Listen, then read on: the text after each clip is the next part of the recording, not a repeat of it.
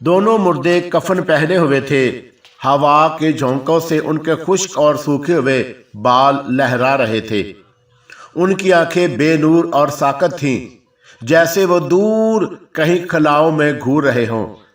किसी स्लेटी कपड़े की तरह उनके चेहरों का रंग सुरमई सा था। एक मुर्दे ने अपने हाथों पर एक औरत की लाश उठा रखी थी। चांद की साफ रोशनी में ग्लोरिया ने गौर से देखा। ये लाश उसकी अजीज सहेली मारिया वालर की थी, जो खून में नहाई हुई थी। कफन पोश मुर्दा अपने हाथों पर मारिया की लाश उठाए हुए आहिस्ता से आगे बढ़ा। ग्लोरिया ने एक दिलदोज चीख मारी और पीछे हटी। उस बेहानक इफरत ने अपना मुंह खोला। ग्लोरिया को यूं लगा के जैसे वो हंस रहा हो। अस्सलामु अलैकुम दोस्तों, पेश खिदमत है बदरूहों का मस्कन एपिसोड नंबर 2। इससे पहले कि डॉक्टर कोई जवाब देता, काउंट कार्लाइल बोले, भाई खुद तुमने ही तो ख़त लिखकर मुझे बुलाया था। डॉक्टर ने बेयकीनी से काउंट कार्लाइल की तरफ देखा। किसने? मैंने? ओह अच्छा, खूब याद आया। हाँ, मैंने ही तो लिखा था, लेकिन मुझे यकीन है कि वो ख़त इस कदर मबहम था कि आपके पल्ले कुछ भी नहीं पड़ा होगा। वो दोनों बातें करते हुए मकान के करीब पहुंच गए। काउंट कार्लाइल ने सरगोशी के अंदाज में कहा, मैंने मारिया को देखा है। बेखुदा, वो तो तुमसे भी कहीं ज़्यादा कमज़ोर हो गई है। उफ मेरे खुदा, वो किस कदर बदल चुकी है। काउंट कार्लाइल का ख्याल था कि डॉक्टर वालट और मारिया दोनों को सख्त आराम की ज़रूरत है। उन्होंने दरवाज़ा खोला और बोले, मेरा ख्याल है कि रात के खाने के बाद महफिल जमेगी और इस मौजू पर तुमसे तफसीली गुफ्तगू रहेगी कि आखिर तुम्हें क्या परेशानी लाहक है। डॉक्टर वालट ने कुछ कहना चाहा, लेकिन फिर चुप हो गया, क्योंकि वो काउंट कार्लाइल की इस आदत से बखूबी वाकिफ़ था कि वो बार बार अपने फ़ैसलों में तरमीम नहीं किया करते। वो दोनों अंदर चले गए। राहदारी में लैंप रोशन थे और शाम की बढ़ती हुई तारीकी में मकान का अंदरूनी हिस्सा अब पहले से ज़्यादा नफीस और जाज़बे नज़र दिखाई दे रहा था। वो लोग बातें करते हुए खाने की मेज़ पर जा बैठे। खाना सादा था, लेकिन बेहद लजीज था। काउंट कार्लाइल को यकीन हो चला था कि उनकी बेटी ग्लोरिया ने बड़ी हद तक अपनी सहेली मारिया के दुख और करब में कमी कर दी है, क्योंकि अब वो खासी पुरसकून और मुतमईन नज़र आ रही थी। लेकिन दिन भर के कामकाज के बाद थकन के आसार ग्लोरिया के चेहरे से ज़ाहिर हो रहे थे। कुछ देर बाद तारीकी ने गांव को अपनी आगोश में ले लिया। रात का सन्नाटा दबे पांव गांव की कच्ची पक्की गलियों में उतरने लगा। काउंट कार्लाइल ने दोनों लड़कियों की तरफ देखा और बोले, मेरा ख्याल है कि तुम दोनों जाओ और जाकर लेट रहो। मैं और वालट अभी कुछ देर गपशप करेंगे। ग्लोरिया कुछ कहते कहते रुक गई और फिर उसने मारिया का नरम बाजू थामा और उसे अपने हिमरा लिए हुए बेडरूम की तरफ चल पड़ी। उनके जाने के बाद वालट ने साइड बोर्ड से विस्की की एक बोतल निकाली, एक बड़े से गिलास में विस्की उंडेली और पीना ही चाहता था कि काउंट कार्लाइल की पुरवकार और गंभीर आवाज़ कमरे में गूंजी, वालट, क्या हालात का मुकाबला इस तरह बुज़दिली से किया जाता है? वालट के चेहरे से मायूसी और बेजारी अयां थी और उसने गिलास की विस्की एक ही घूंट में खाली कर दी और फिर जाम भरने लगा। काउंट कार्लाइल ने वालट का लिखा हुआ खत निकाला और उसे पढ़ते हुए बड़बड़ाए, लोग यहाँ मक्खियों की तरह मर रहे हैं। मैं पूछता हूँ कि आखिर ये सब क्या है? मैंने तुम्हें कभी इस कदर मायूस और उलझी उलझी बातें करते नहीं देखा। उन्होंने अपनी बात जारी रखी, क्या तुमने इस पुरइसरार बीमारी की अलामतें मालूम करने की कोशिश की? आखिर तुम्हारे ख्याल में इसकी वजह क्या हो सकती है? वालट फटी फटी आंखों से काउंट कार्लाइल की तरफ देख रहा था और उसने बताया, बज़ाहिर इस बीमारी की कोई वजह नज़र नहीं आती। मैंने लोगों का और ख़ुसूसन मरीज़ों का खून का ग्रुप मालूम करना चाहा तो ऐसा नहीं कर सका। ये लोग बड़े वहमी वाक़या हुए हैं। मरने वालों ने यही कहा है कि वो सुई की चुभन भी बर्दाश्त नहीं कर सकते। ये एक बड़ी अजीब सी बात है। लेकिन यहाँ के लोग बेहद तवहम परस्त हैं।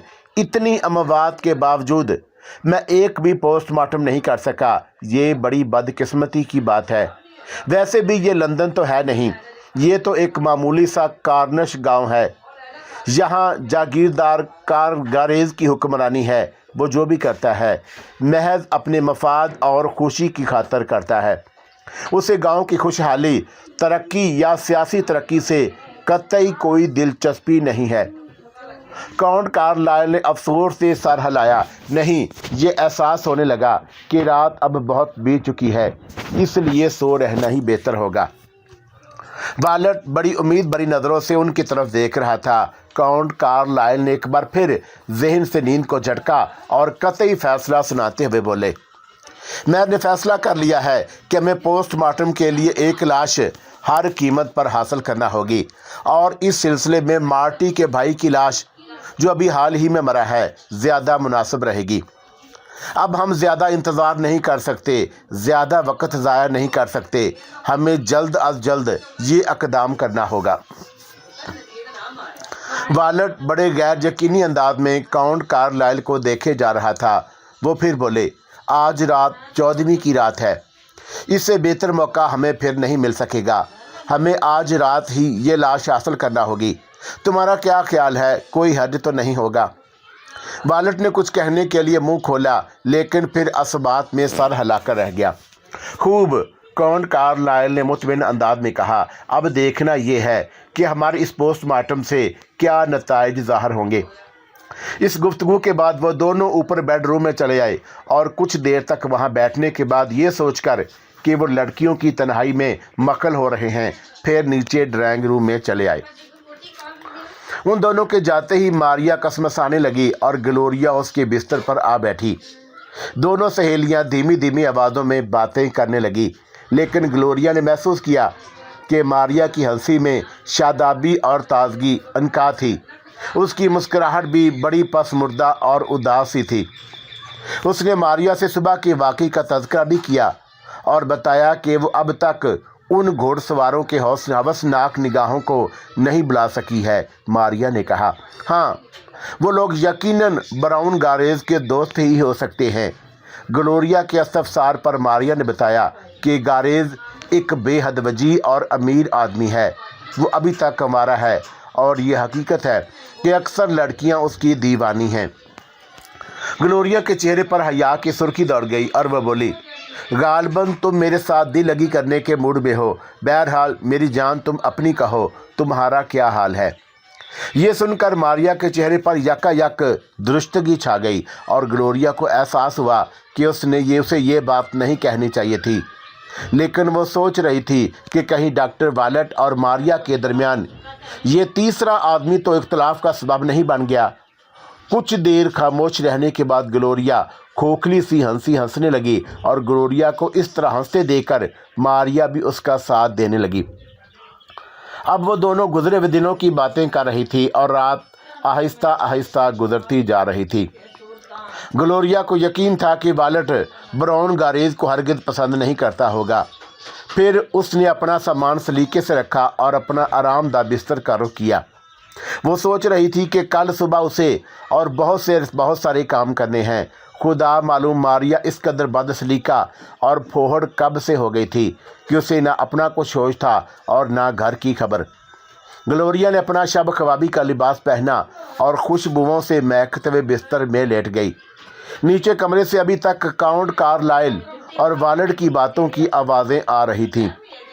बिस्तर में लेटते ही लियोंडर की भीनी भीनी खुशबू और फाख्ता के परिंदों की मानद नरम बिस्तर के पुरसकून आराम ने ग्लोरिया को थपकना शुरू कर दिया। वो बिस्तर से उठी और आहिस्ता से फूंक मारकर मोमबत्ती गुल कर दी। फिर उसने खिड़की से बाहर झांका। बाहर दूर तक वीरानी और सन्नाटे का राज था।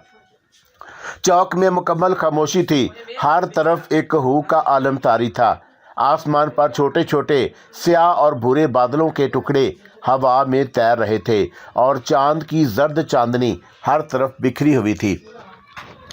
ग्लोरिया को हमेशा से ही गाँव की पुरसकून ज़िंदगी से इश्क था और वो हमेशा ऐसे माहौल की मतलाशी रहती थी चांद की रोशनी में यकायक उसकी नज़र बाहर एक साए पर पड़ी। ये यकीनन मारिया थी जो मकान से दबे पांव निकलकर बाहर जा रही थी। मारिया, ग्लोरिया ने आवाज़ दी, लेकिन उसकी आवाज़ पर तवज्जो दिए बगैर मारिया आगे बढ़ती रही। ग्लोरिया कदरे झटकी और फिर उसने तेज़ी से अपना नाइट गाउन पहना और जल्दी जल्दी सीढ़ियाँ उतरती हुई नीचे राहदारी में चली आई। अंदर ड्राइंग रूम में काउंट कार्लाइल और वालेट महू ख्वाब थे। उसने उन्हें जगाना मुनासिब नहीं समझा और तन्हा मारिया के ताक़ुब में चल पड़ी। उसने बाहर निकलने के लिए किचन का अकबी दरवाज़ा ही इस्तेमाल किया। मारिया गायब हो चुकी थी। आखिरी बार ग्लोरिया ने उसे एक तंग सी गली के मोड़ पर मुड़ते हुए देखा था। ग्लोरिया ने दौड़कर चौक पार कर लिया और गली में दाखिल हो गई। गली के दोनों अतराफ मकान खामोश खड़े थे। गली के आखिर में पहुंचकर ग्लोरिया रुक गई और यहाँ उसने देखा कि मारिया तेज़ तेज़ कदम उठाती झाड़ियों की तरफ चली जा रही है। ग्लोरिया ने तेज़ी से मारिया का ताक़ब करना शुरू कर दिया। अब उसे अपनी नज़रों से उज्जल होना नहीं देना चाहती थी। कुछ दूर जाकर दरख्तों के एक घने झुंड में मारिया गायब हो गई और ग्लोरिया हैरान परेशान उस वीराने में खड़ी रह गई। सामने हर तरफ दूर दूर तक सुनसान खेत नजर आ रहे थे और वो उन पर वहशत बरस रही थी। यकायक उसको खौफ से झुर्झरी सी आ गई। गांव बहुत दूर रह गया था और वो इस वीराने में अकेली खड़ी थी और रास्ता भूल चुकी थी। चांद की रोशनी में ये अंदाज़ा लगाना कतई नामुमकिन था कि मारिया किस तरफ गई होगी। ग्लोरिया के हाथ पांव ठंडे होने लगे, लेकिन फिर उसने अपनी हिम्मत यकजा की और इस तेज़ी से आगे की तरफ चल दी। रात के इस हौलनाक सन्नाटे में उसने आवाज़ दी, मारिया, और फिर उसे एहसास हुआ कि उसे ऐसा नहीं करना चाहिए था, लेकिन अब बहुत देर हो चुकी थी। उस वीराने में दूर किसी उल्लू की करख्त और दिलखरेज चीख ने ग्लोरिया का दिल दहला दिया और ग्लोरिया के करीब ही एक घनी झाड़ी से एक साया सा नमूदार हुआ। चांद की रोशनी में ग्लोरिया ने देखा कि ये मार्टी था, शराब के नशे में धुत और बदमस्त। मार्टी ने फौरन ग्लोरिया को देख लिया और अपने बाजू वाह किए। वो उसे अपनी गिरफ्त में लेने के लिए आगे बढ़ने लगा। दरख्तों की खुश्क टहनियाँ, सूखे पत्ते और घास पूंस के उस बोझल कदमों के नीचे चुड़मुड़ा रहे थे। ग्लोरिया तेजी से मुड़ी और दौड़ने लगी। उसके सामने वसी सब्ज़ाज़ार ताहद्दे निगाह फैला हुआ था। उसके दिमाग में बस एक ही धुन थी कि वो किसी तरह जल्द अज जल्द गांव वापस पहुंच सके। वो बेतहाशा भाग रही थी, लेकिन इस अफरा तफरी में उसे सही रास्ता याद नहीं रहा था। वो चंद लम्हे के लिए रुकी और तब उसने देखा कि 3 आदमी घोड़ों पर सवार वादी की तरफ बढ़ते चले आ रहे हैं। उनके जिस्मानी खतूत अब चांद की रोशनी में वाज़े होते जा रहे थे और उनकी वहशत अंगेज़ हंसी इस बात की गमाज़ी कर रही थी कि अब वहशत, दरिंदगी और बर्बरियत का एक नया खेल शुरू होने को है। ग्लोरिया तनहा मैदान के बीच में चांदनी में नहाई खड़ी थी। उसे रह रह कर ख्याल आ रहा था कि उसकी हालत इस वक्त उस लूमड़ी से कतई मुख्तलिफ नहीं है जिसकी जान के दर पे शिकारी और शिकारी कुत्ते हुआ करते हैं। उसके चारों तरफ खुला मैदान था, लेकिन फरार की सब राहें मसदूद थीं। यूं ही ग्लोरिया एक तरफ को दौड़ी, एक घोड़सवार तेज़ी से उसकी तरफ आ गया और जब वो पलट कर दूसरी सिमत में लपकी तो वहाँ उसने दूसरों को पहले से ही मौजूद पाया। वो लोग हज़ियानी अंदाज में चीख रहे थे और उनके चेहरों से सफाकी और दरिंदगी अयां थी। वो सब इस खेल से लुत्फ़ अंदोज़ हो रहे थे। ग्लोरिया ने इस बार पलट कर जंगल का रुख किया। अब वो तीनों तेज़ी से अपना घोड़े दौड़ाते और चाबक लहराते उसके ताक़ुब में चल पड़े। जंगल में दरख्तों के दरमियान काफ़ी फासला था, इसलिए ग्लोरिया के लिए बचाव की कोई सूरत नहीं थी और फरार का रास्ता भी कतई बंद था। शिकारी अपने शिकार को दबोच लेने के लिए बरसरे पेकार थे। ये सब कुछ एक बेहानक ख्वाब से किसी सूरत कम नहीं था। ग्लोरिया सांस लेने के लिए रुकी। उसका दिल चाहा कि अपना गिरबान चाक कर डाले, अपनी रेशमी जुल्फ़ों में खाक डाल ले और चीख चीख कर रोने लगे। उस एक लम्हे में वो तीनों उसके करीब आ रहे थे, हत्ता कि उनमें से एक शख्स घोड़ा दौड़ाता हुआ खुशी से चीखता हुआ ग्लोरिया के बिल्कुल करीब आ गया। वो झुका और ग्लोरिया की कमर में बाजू डालकर उसे खींचकर ऊपर उठाकर घोड़े की कमर पर लाद लिया। घोड़ा जोर से हिनहिनाया और फिर सर पिट खुले मैदान में दौड़ने लगा। ग्लोरिया के दिलो दिमाग में तूफान सा उठ रहा था। ये बात उसके लिए कतई नाकाबिले बर्दाश्त और नाकाबिले यकीन सी थी कि इस तहजीब याफ्ता दौर में भी चंद गुंडे यूं दूसरों की आबरू से आज़ादाना खेलते फिरें और खुले बंदों यूं दंदनाते फिरें, ये नामुमकिन था। लेकिन इस वक्त ये एक तलख हकीकत के रूप में उसके साथ पेश आ रहा था। उसका सर ज़मीन की तरफ लटका हुआ था और उसकी दिल का शांखों में खून के सुर्ख डोरे तैर रहे थे। नीचे ज़मीन घोड़ों के टापों तले तेज़ी से गुजर रही थी और बहरी और बजरी की आवाज़ उसके दिमाग में हथौड़े की तरह लग रही थी। काफ़ी देर बाद वो लोग रुक गए। सयाद ने घोड़े से उतरकर उसकी कलाई मजबूती से जकड़ ली और उसे बड़े जालमाना अंदाज में घसीटता हुआ पुराने साल खोर्दा सदर दरवाजे की तरफ ले चला। ये एक पुरानी सी इमारत थी। इमारत में शानदार हाल था जिसमें बड़ी बड़ी मोमबत्तियों की तेज़ रोशनी हर तरफ फैली हुई थी। ग्लोरिया अभी तक बुरी तरह खौफजदा थी, लेकिन वह अपना खौफ उन बदनीयत और दरिंदा सिर्फ शैतानों पर हरगिज़ ज़ाहिर नहीं करना चाहती थी। हाँ, ये एहसास कि अभी वो लोग उसके साथ ज़्यादती करने वाले थे, उसकी रगों में खून बर्फ़ की तरह मंजबंद किए देता था। उसे अगवा करने वाले आदमी ने उसे फर्श पर गिरा दिया और हकारत से उसकी तरफ देखने लगा। उसके एक साथी ने कहा, बेली, तुम्हारा क्या ख्याल है? वो लेकिन उसकी बात अधूरी रह गई। बेली ने कहा, इसका ख्याल रखना, और हाँ, देखो, सगार और शराब का इंतज़ाम कर लो ताकि इस दो आदशा कोसों आदशा बनाया जा सके। उसके लहजे से रोब और तहक्कुम अयां था। वो लोग तादाद में 3 थे, लेकिन अब उनमें से एक चौथे फर्द का भी इजाफा हो गया था। उन्होंने ग्लोरिया के गिर्द घेरा सा डाल लिया और गटागट जाम पीने लगे। बेली सगार और शराब से लुत्फ़अंदोज़ होने की बजाय बिल्कुल अलग थलग खामोश सा नज़र आ रहा था। वो अपने हाथ में हंटर थामे हुए बड़ी बदखसलती से ग्लोरिया को जिनसी अजियत देने के बारे में सोच रहा था। बेली ने ताश का एक पैकेट उठाया और उसे अपने हाथों पर संभाले उन तीनों के पास यके बाद देगरे गया। सब ने एक एक पत्ता ले लिया। ग्लोरिया हिम्मत करके लड़खड़ाती हुई उठ खड़ी हुई। ये बेहानक ख्वाब अब उसके लिए काबिल नफ़रत और घनौनी शक्ल इख्तियार करता जा रहा था। वो चाहती थी कि जल्द अज जल्द ये खौफनाक खेल ख़त्म हो जाए। बेली ने अपने हाथ में थामा हुआ पत्ता देखा और खुशी से चीखा, वो बारा हुक्म का बादशाह, किस कदर मुनासिब और बरवकत काम आया है। वो तीनों भी उसके साथ मिलकर हज़ियानी हंसी हंसने लगे और अपने ताश के पत्ते इधर उधर फेंक दिए। मुझे मत छूना, मेरे करीब मत आना। ग्लोरिया को यूं महसूस हुआ जैसे उसकी आवाज़ कहीं दूर से आ रही हो, कमज़ोर और नातवां। वो चारों फिर हंसे और इस बार उनकी हंसी में तंज और मजाक के बरअक्स ललचाई हुई हवस की फुंकार सुनाई दे रही थी। बेली ग्लोरिया के करीब आया और उसके हाथ में दबा हुआ हंटर मोमबत्तियों की तेज़ रोशनियों में लहराया और उसने बड़ी नरमी से कहा, करियत चाहती हो तो चुपचाप पड़ी रहो, वरना मार मार कर खाल उधेड़ दूंगा। खामोशी में ही तुम्हारी भलाई है। वालट तेज़ी से आगे बढ़ा और जल्दी में उसका फावड़ा चर्च यार्ड के गेट से टकराया। टन आवाज़ ज़्यादा नहीं थी, लेकिन रात के सन्नाटे में ये आवाज़ यूं महसूस हुई जैसे दूर तक उसकी बाज गश्त सुनाई दे रही हो। काउंट कार्लाइल और वालट दबे कदमों आगे बढ़ रहे थे। काउंट कार्लाइल ने हाथ में लालटेन उठा रखी थी। चांद निकल आने पर उन्होंने लालटेन की लो धीमी कर दी और दोनों ताज़ा बनी हुई कब्र के सरहाने पहुंच गए।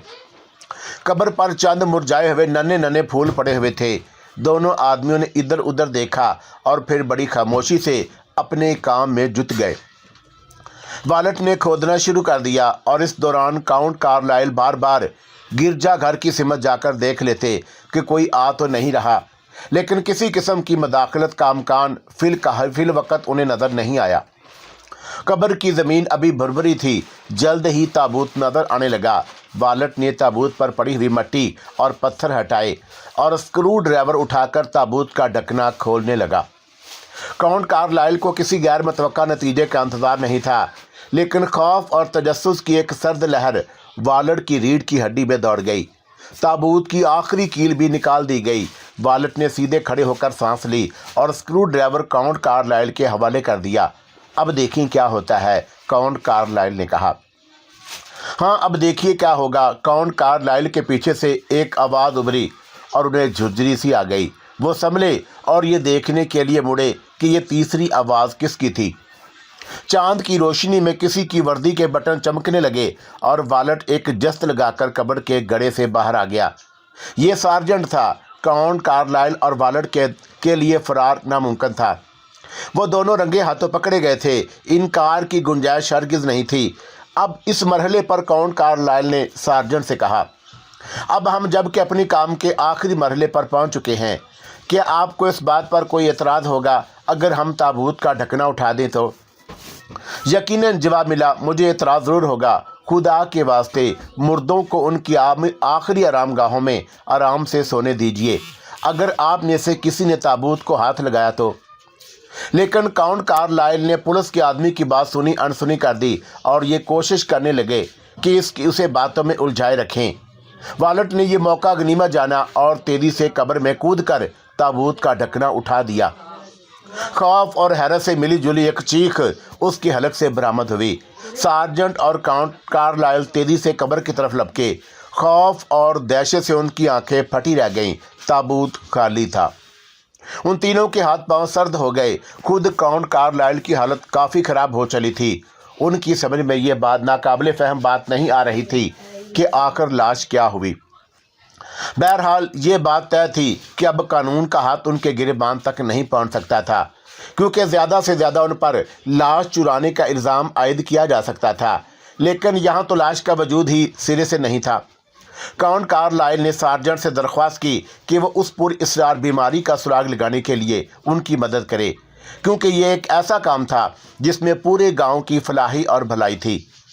सार्जेंट ने पहले तो उनकी बात मानने से इनकार कर दिया, फिर बोला, काउंट कार्लाइल, आपको शायद ये नहीं मालूम कि इस भयानक बीमारी की भीड़ चढ़ने वालों में खुद मेरा बेटा सरे फहरिस्त आता है। तुम्हें अपने बच्चे की कसम, तुम हमारी मदद करो, खुदा तुम्हारी मदद करेगा और तुम्हारे बेटे की रूह सुकून से सो सकेगी। काउंट कार्लाइल ने उसके जज्बात से खेलने की कोशिश की, जो खासी कामयाब रही। लेकिन वालट ने महसूस किया कि काउंट कार्लाइल की आवाज़ कांप रही थी। आखिरकार सार्जेंट ने उनका साथ देने की हामी भर ली और कहा, अच्छा काउंट कार्लाइल, मैं आपको मज़ीद 48 घंटे की छूट देने को तैयार हूँ, लेकिन ख्याल रहे इस बात की खबर किसी को नहीं होनी चाहिए। और हाँ, यहाँ से जाने से पहले आप दोनों इस कब्र को बिल्कुल पहले की तरह पाड़ दें, ताकि किसी को ये शुबा भी ना हो सके कि किसी ने कब्र को छेड़ा है या उसे खोदने की कोशिश की है। काउंट कार्लाइल और वालट ने इस बात में सर हिलाया और अपने काम में मगन हो गए। जो ही वो इस काम से फारग हुए, उन्होंने घर का रुख किया। वो सोच रहे थे कि दिन भर की थकी मांदी ग्लोरिया और मारिया नींद की वादियों में गुम हो चुकी होंगी। इसे तन्हा छोड़ दो। हाल में एक बारोब और पाटदार आवाज़ गूंजी। बेली कहा, आगे बढ़ता हुआ हाथ रुक गया और उसका चेहरा धुले हुए लट्ठे की तरह सफ़ेद हो गया। उसकी हवसनाक निगाहें अभी तक ग्लोरिया के आतशी बदन के नशीबो फराज में उलझी हुई थी। सीढ़ियों पर एक पुरवकार और शानदार आदमी खड़ा था और उसके चेहरे पर शहवत और हवस के साए रक्स कर रहे थे, लेकिन वो एक वजीह इंसान था। उसकी आंखों के गिर्द स्याह हल्के इस अमर की गमाजी कर रहे थे कि वो एक माहर शिकारी है। ग्लोरिया के दिल में उसके लिए भी नफरत का लावा उबल पड़ा। वो आहिस्ता आहिस्ता सीढ़ियां तय करता नीचे आया। ग्लोरिया उठकर खड़ी हो गई। नवार्द बिजली की सी सूरत के साथ आगे बढ़ा और उल्टे हाथ का एक भरपूर थप्पड़ बेली के चेहरे पर रसीद किया। ज़रब इस कदर शदीद थी कि बेली लड़कता हुआ दूर फर्श पर जा गिरा और उसके जबड़े से खून बहने लगा। उसने अपना एक हाथ बुलंद किया ताकि अपना दिफा कर सके, लेकिन अजनबी ने ताबड़तोड़ कई घोंसले रसीद किए। बेली के मुंह से खून बह रहा था। वो इस खौफनाक ठुकाई से बचने के लिए नाकाम कोशिश कर रहा था। उठो और दफान हो जाओ हरामजादे, दूर हो जाओ बदबख्तो, मेरी नज़रों से दूर हो जाओ, मेरी नज़रों से।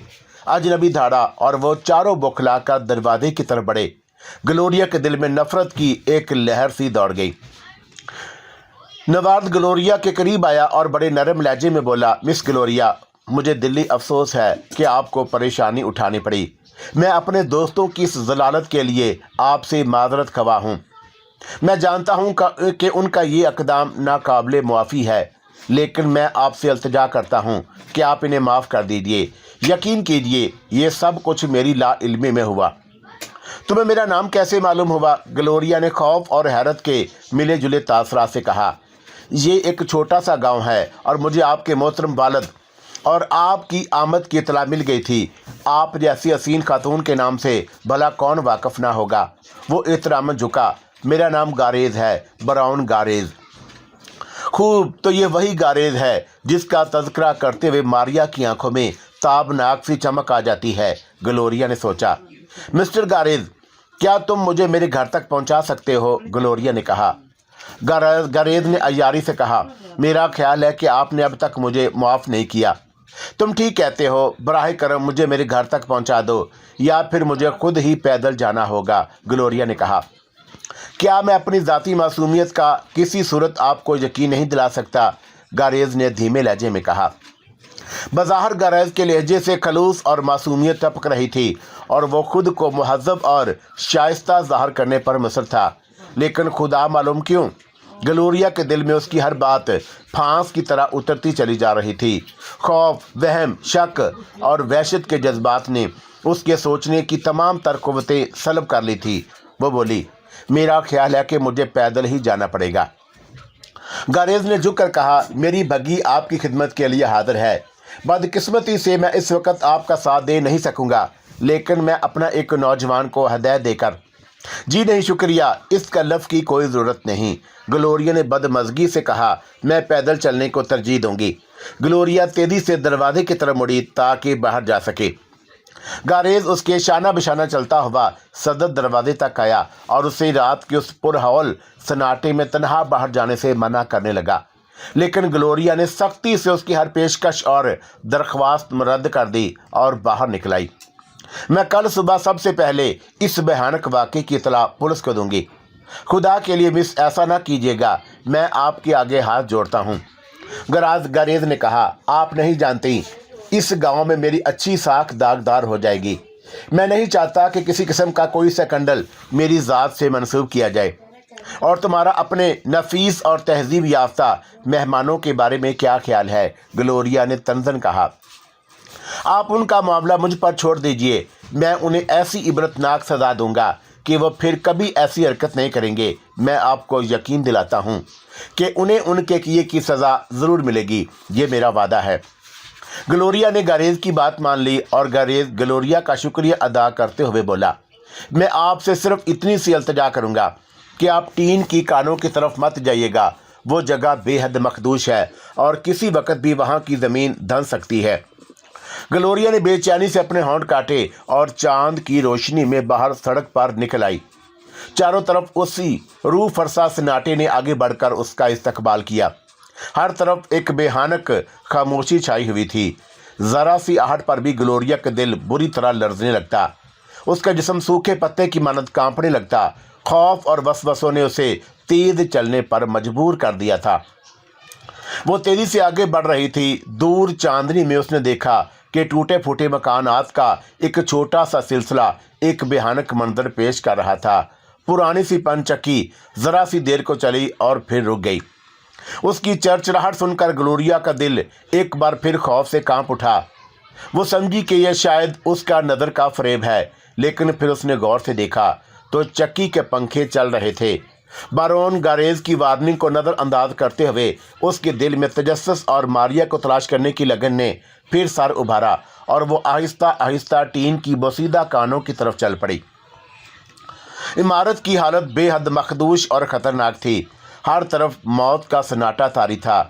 ग्लोरिया अंदर जाने से पहले ज़रा झटकी, फिर आहिस्ता से एक बड़े से पत्थर की ओट में खड़ी हो गई। कुछ फासले पर उसे दो साए हरकत करते नजर आए। उसने बेयकीनी के आलम में आंखें मल कर देखा। चांद की जर्द रोशनी ज़रा देर को मदम हो गई। चांद एक बादल की ओट में चला गया था और फिर जब चांद ने बादल से झांका तो उसकी रोशनी में ग्लोरिया ने एक दिलदोज मंजर देखा। उसकी हड्डियों में यख बस्ता लहर दौड़ गई और रगों में खून जमने लगा। उसे यूं महसूस हुआ जैसे उसके पांव तले की ज़मीन निकल गई हो। वो तेज़ी से पलटी और वापस सड़क की तरफ दौड़ी। उसने सुना कि जैसे फिजा में किसी की सिसकी की आवाज़ गूंजी हो और वह फिर मुड़ी। पन चक्की के पर साकत थे। दोनों साए अब वाज़े होते जा रहे थे। ग्लोरिया का दिल उछलकर हलक में आ गया। दोनों मुर्दे कफन पहने हुए थे। हवा के झोंकों से उनके खुश्क और सूखे हुए बाल लहरा रहे थे। उनकी आंखें बेनूर और साकत थी, जैसे वह दूर कहीं खिलाओं में घूर रहे हों। किसी स्लेटी कपड़े की तरह उनके चेहरों का रंग सुरमई सा था। एक मुर्दे ने अपने हाथों पर एक औरत की लाश उठा रखी थी। चांद की साफ रोशनी में ग्लोरिया ने गौर से देखा। ये लाश उसकी अजीज सहेली मारिया वालट की थी, जो खून में नहाई हुई थी। कफन पोश मुर्दा अपने हाथों पर मारिया की लाश उठाए हुए आहिस्ता से आगे बढ़ा। ग्लोरिया ने एक दिलदोज चीख मारी और पीछे हटी। उस बेहानक इफरत ने अपना मुंह खोला। ग्लोरिया को यूं लगा कि जैसे वो हंस रहा हो।